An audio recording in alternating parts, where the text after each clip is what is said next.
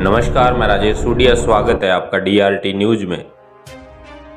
अलवर जिले की कोट कासिम पंचायत समिति की ग्राम पंचायत तिगावा के वर्तमान सरपंच संदीप सिंह तंवर व उनके प्रतिनिधि शेर सिंह तंवर मिलकर पंचायत के किन किन मुद्दों एवं किन किन विकास कार्यों को प्राथमिकता देंगे, आइए सुनते हैं DRT न्यूज स्पेशल मीटिंग के दौरान हुई विशेष वार्ता को।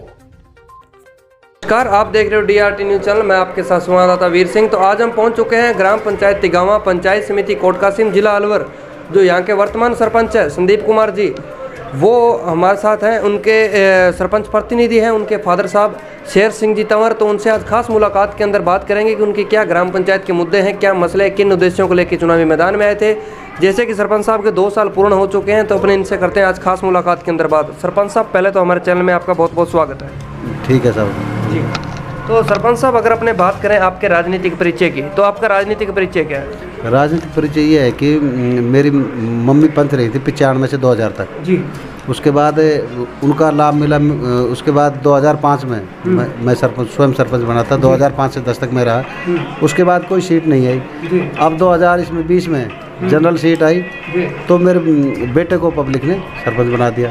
ये 15 साल का अनुभव है। जैसे कि सरपंच साहब को 15 साल का अनुभव है, राजनीति के अंदर काफ़ी टाइम से जुड़े हुए हैं। तो सरपंच साहब, मेरा आपसे मुद्दा रहेगा, आपको सबसे बड़ी ऐसी क्या समस्या लगी जिसकी वजह से आपने अपने बच्चे को सरपंची पद पे दावेदारी करवाई और जनता ने खूब मान सम्मान बख्शा और आज उन्हें वर्तमान सरपंच बना दिया? और आपको ऐसी सबसे बड़ी समस्या क्या लगी जिसकी वजह से आपको चुनावी मैदान में आना पड़ा और आपने ये सोचा अगर मैं यहाँ से सरपंच बनता हूँ तो सबसे पहले इस समस्या का समाधान होगा? ऐसी कोई बड़ी समस्या? देखो, सबसे पहले तो मैं ये बताना चाहूँगा, जब मैं सरपंच बना था तब मैं खुद युवा था, 30 साल का था। अब की बार जब चुनाव जनरल सीट आई तो युवाओं ने एक विशेष निवेदन किया, मेरे ऊपर प्रेशर बना दिया, सरपंच साहब आप संदीप को सरपंच बनाओ। मैंने उनसे कहा कि भाई ये पढ़ रहा है, तो बोले जब इसकी नौकरी लग जाए तब छोड़ देंगे, तब आपको फिर जिता देंगे। इस वजह से मैंने इनको, मेरे बच्चे को उन्होंने कहा कि आप संदीप को सरपंच बनाओ, इसका मेल जोल अच्छा है बेटे के पब्लिक से। मतलब पब्लिक के साथ जनसंपर्क बहुत बढ़िया है। जी बिल्कुल, जनसंपर्क सर वहीं से अच्छा होता है जहाँ उनके पेरेंट्स अच्छे हैं, शुरू से उसको शिक्षा इसी प्रकार परिवार से दी गई हो। तो अगर अपने बात करें सरपंच साहब कि मुद्दे तो बहुत होते हैं, जो अहम मुद्दा है वो शिक्षा का, और कहते हैं कि शिक्षा एक वह शेरनी का दूध है जो पिएगा वही दहाड़ेगा। तो अगर अपने यहाँ की बात करें ग्राम पंचायत तिगावा की, तो शिक्षा का क्या स्तर है? शिक्षा के स्तर साहब, यहाँ पे हमारे सबसे पहले तो बात करें अपने पंचायत हेडक्वार्टर की, जो अपने यहाँ पे जो सीनियर सेकेंडरी स्कूल है, इसमें हमारे प्रिंसिपल साहब हैं करमचंद यादव जी, जिनका विशेष योगदान है। वो 3 साल से यहाँ पर पोस्टेड है यहाँ पे। उन्होंने बीच में ट्रांसफ़र कराने की सोची, तो ग्रामवासियों ने मेरे पास आकर कहा सरपंच साहब प्रिंसिपल साहब को यहीं पर रखेंगे, क्योंकि इनका शिक्षा के प्रति अच्छा रुझान है जी। और आजकल PO की पावर प्रिंसिपल साहब को है, तो इन्होंने अपने स्तर से पूरी पंचायत की स्कूल को हैंडल किया 3 साल के अंदर और अच्छी शिक्षा के लिए वो करा दिया, मोटिवेट किया है। इससे आज हमारे कंपटीशन लगा हुआ है बच्चों में, ताकि हमारे बच्चों को ये वैसे ये मानते हैं कि सरकारी स्कूल में गरीब का बच्चा पढ़ता है, लेकिन उन्होंने ये सिद्ध करके दिखा दिया कि हम अमीर के बच्चे को पढ़ाएंगे, तो हमारे यहाँ पे शिक्षा किस तरह अच्छा है। क्या बात है सर। जैसे कि सरपंच भी अपने युवा सरपंच संदीप कुमार जी, और युवाओं की अहम भूमिका रही संदीप कुमार जी को सरपंच बनाने में, तो आप भी एक युवा सरपंच हो। जैसे कि अपन बात करें युवाओं के अंदर नशे की प्रवृत्ति की, तो यहाँ नशे की क्या प्रवृत्ति है? नशे की साहब देखो, इक्का दुक्का कोई उदाहरण मिल जाए तो वैसे अलग बात है, लेकिन यहाँ पर युवाओं में नशे की वो नहीं है। कारण युवा है ना, आजकल हमारे युवाओं का इतना कम्युनिकेशन है कि सबको आजकल उसकी होड़ लगी हुई है सर्विस की। किसी को सर्विस बाय तो नहीं मिल पाती है, तो फिर वो अपनी कंपनियों में जॉब करने के लिए हुए। नशे की प्रवृत्ति अब वैसे नकारा तो नहीं जा सकता, लेकिन यहाँ पे नाक के बराबर है, 3% के आसपास है नशे की। सरपंच साहब, आज आपको पूरा भारत देश देख रहा है, ग्राम पंचायत के जिले के लोग आपको देख रहे हैं, जिले के युवा आपको देख रहे हैं, तो नशे से दूर रहने के लिए क्या उनको प्रेरणा देना चाहूँगा? नशे के उसमें ये बताते हैं लोगों को, वैसे अगर अपने शराब पी के, दरअसल में क्या है कि मैं राजपूत जाति से बिलोंग करता हूँ, तो हमने लोगों को मोटिवेट किया। मेरे बेटे ने बताया कि हमारे पास राजपूतों के पास पहले इतनी ज़मीन जायदाद हुआ करती, लेकिन नशे की प्रवृत्ति के कारण आज हम इस स्तर पर आ गए कि अगर BPL सर्वे कराया जाए तो हम राजपूत सबसे पहले BPL में आएंगे।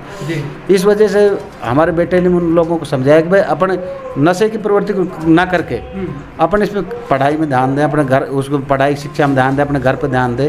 नहीं तो जब हमारा राज खुश सकता है, हमारी जागीरी खुश सकती है नशे की वजह से, तो अपन क्यों बर्बाद। इस वजह लोगों ने उनकी बात को माना और नशे की प्रवृत्ति से दूर हुए, मतलब और स्वच्छ विचारधारा से। वैसे नहीं कि ना कोई लड़ाई झगड़ा ना कोई बात, फिर भी देखो 2-3% तो हो ही जाते हैं इस तरह से। तो सरपंच साहब, मेरा अगला सवाल रहेगा किसानों के ऊपर। भारत देश है वो जवान और किसान पे टिका और कृषि प्रधान देश है।